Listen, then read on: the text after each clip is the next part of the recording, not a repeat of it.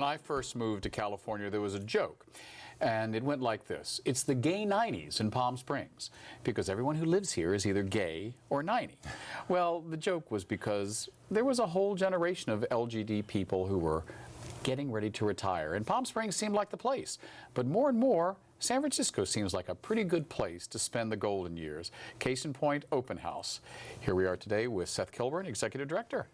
Nice to be here. So San Francisco is no longer a place you flee the cold from to retire to Palm Springs. Is that what you're telling me? Well, we find that the LGBT community is very interested in staying in their community and staying staying where they're familiar and staying in the city that they helped to build and pioneer. And so we're very proud to be an organization that's helping them do just that. Now, before we start talking about the site, tell those who are uninitiated, what is OpenHouse and what is its mission? Our mission is to work with LGBT older adults to make sure that they have the services, the housing, and the sense of community that they need to live independent and healthy lives for as long as possible. And now in the next few years, I think you said by fall 2016, you are going to actually be providing housing. That is correct. There is a spot at 55 Laguna here in San Francisco. Tell me about that, because a lot of people are very excited about it. Yes, we're very excited about it as well.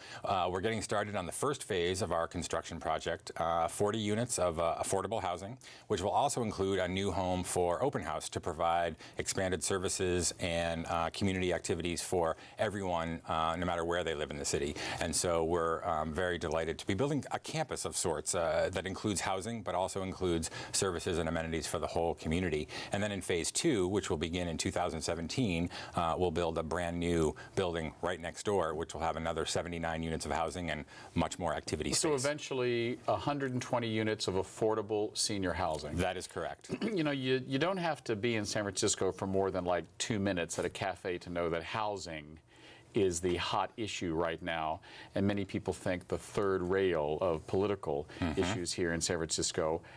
How did you get the opportunity and the wherewithal and frankly the money to build affordable housing in an area of town which seems, well, the place where a lot of expensive condominiums are being built? A lot of hard work and a lot of perseverance and a great partnership with Mercy Housing California. And we have partnered with Mercy Housing, which is a veteran developer of affordable housing, not only here in San Francisco, but around California. And between that and all the work that's been done for the last 10 years to secure a site, it's the old University of California Extension campus, which is where we're going to be constructing. And we were part of that arrangement and the entitlements that got done probably 10 years ago. Well, yeah, because this, I mean, you keep hearing about buildings going up overnight, but the land has been in play for a long time. Been in play for a very long time, and we went through a big recession there in the middle, so yeah, I remember that delayed us for a few years, and now when that was over, you know, we're back, and the buildings are being constructed with dollars made available from tax credits from the state of California, from the federal government, from the city of San Francisco, and then we OpenHouse are running a community campaign to build new service offices and new activity space for the entire community. So it's a whole combination of funding sources. Right. It sounds like a great thing, and it will be. You know, I joked, I said, you know, by the time it's built, maybe I'll be at a retirement age. Yes. We'll know. But does 120 units really even begin to make a dent in the need? Well, that is a very important point to make, is that, you know, this will be an LGBT welcoming senior affordable housing community. And you made the right point that housing in San Francisco is indeed, you know, in some ways the third rail, and really causing many thousands of people, not just LGBT seniors, but thousands of people to leave San Francisco because they can't afford to live here anymore. And so in addition to the housing that we're actually constructing, part of the services that we offer to the community is to make sure that they can stay living independently in their own homes for as long as possible. So it's not just the houses. You're going to have areas there where if someone is living in an apartment or a home, whether they're married to their partner or not, they're single, there's a place where gay seniors can go and find community. That is exactly correct. And most people obviously will not be moving into 55 Laguna because, as you correctly point out, it's 120 units, and in some ways it is a drop in the bucket. But it will be historic in the sense that it is specifically LGBT welcoming, conceived and built from the get-go with that in mind. And we will, part of our service package is to work with the many thousands of people. 30,000 LGBT older adults are expected to be living here in the next decade or so. So where are they going to live? Well, that is a The $60 million big problem. question. Yes, Yeah, exactly. yeah. Rent-controlled apartments are how a lot of people, stay here in San Francisco. And when you get older and you need medical assistance or need some other kind of arrangement, that's often when people lose their ability to afford to live here anymore because they have to move out of their apartment that they've been living in for any number of years, or if they don't own their own home and they can't, get the equity out of it. But even then, no matter how much money you have or how much property you may have, the fact is you're going to need community. You're going to need, without children and without spouses, by and large, to look after us. More and more LGBT older adults are looking to open house. They're looking to community. Yeah, I mean, it's a great project, and I have been to your fundraising event. I think we've got some pictures of it. Spring Fling, it's called every year, and it's always a big celebration. Yes. Now, that money that's being raised is going specifically to outfit the office space, correct? Well, and the community space. Exactly, and to expand our programs. And so we have a strategic plan over the next 5 years to really vastly expand the services and the activities that we offer. We've seen 100% growth in the numbers of people that we're serving every year. We're now close to 2,000 people a year that we're serving. And so we have a plan of which the new office space is a part, to be able to reach many more thousands of people in San Francisco who need assistance and a place to find community. So now this project, 55 Laguna, is under construction. We're going to see 120 units of affordable housing for LGBT seniors.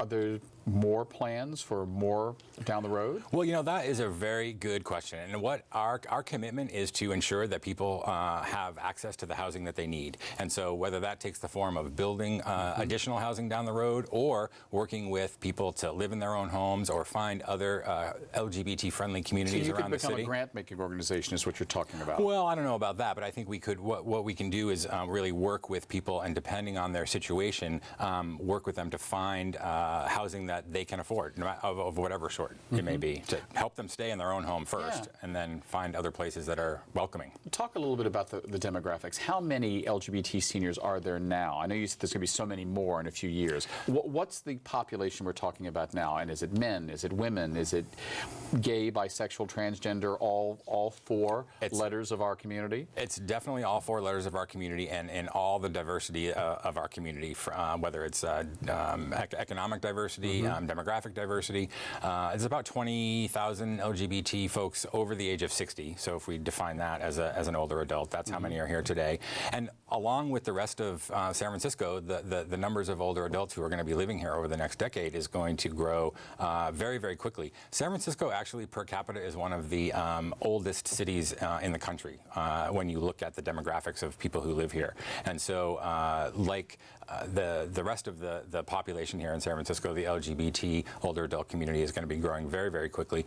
And what we're finding is that especially those who are in our 40s or 50s who are now beginning to take care of a loved one who is aging, whether it's a parent or somebody else in the family, we're beginning to understand that it's not always an easy process. And I mean, let's just be frank, San Francisco isn't the flattest city in the world. Well, I mean, my joke about Palm Springs is kind of real. It's like, well, it's a great place to retire. It's warm. That's right. It's flat. That's right. San Francisco is not the easiest place for someone with a walker to get around. That's very true. And it's also, children provide so much of that wraparound kind of care and support that their aging and parents need. And by and large, LGBT people don't have kids. We don't have those family resources. Often, many of us moved here to San Francisco to, separate ourselves from all of that. And without that kind of immediate, sort of traditional, let's say, family kind of support, what do we rely on? We rely on community. That's what we've done, historically as a community, and that's what we need to continue to do as we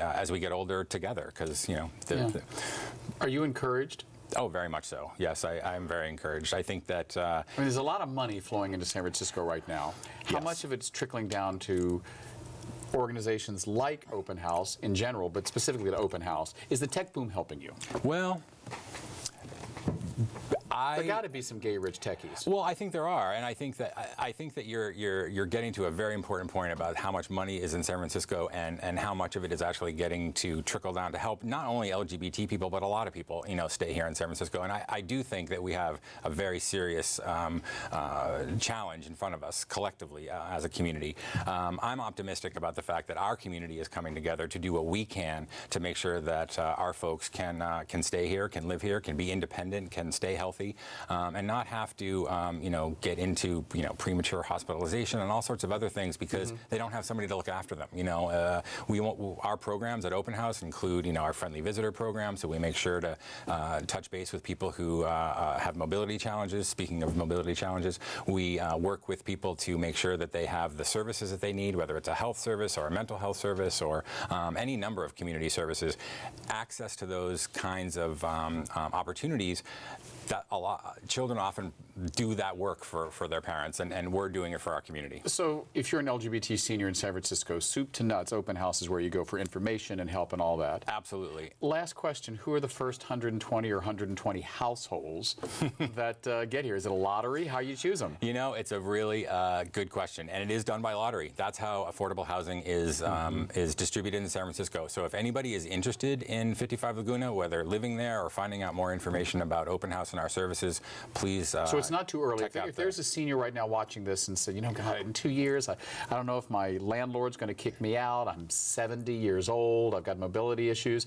Can they send your name and get on a list? Absolutely, and they should do that right away because we have our housing workshops that we offer start now about not just 55 Laguna, but affordable housing and housing in general in San Francisco.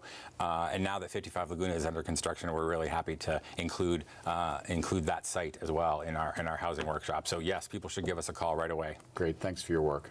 Thank you. Next up, we're going to learn how to make ourselves look fabulous. We're going to learn how to get a face with a heart. We'll speak with makeup maestro Chris Scott. We'll be right back. All right.